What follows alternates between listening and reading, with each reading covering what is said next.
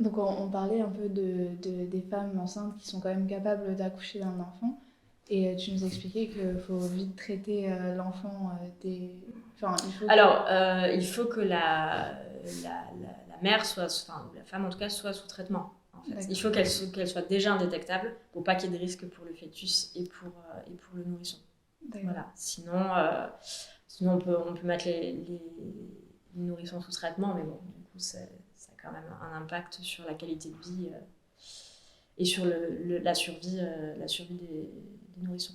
Donc, il faut, en fait, pour pas qu'il y ait de risque, il faut que la personne soit indétectable dès la grossesse. Et sinon, le risque, c'est d'avoir un bébé qui naît avec le VIH. Oui, il n'y a pas d'autre moyen de contrôler l'hérédité une fois que l'enfant est né C'est une sacrée prise de risque, quoi. D'accord. C'est quand même, si on n'est pas sous traitement, c'est quand même une prise de risque énorme, quoi.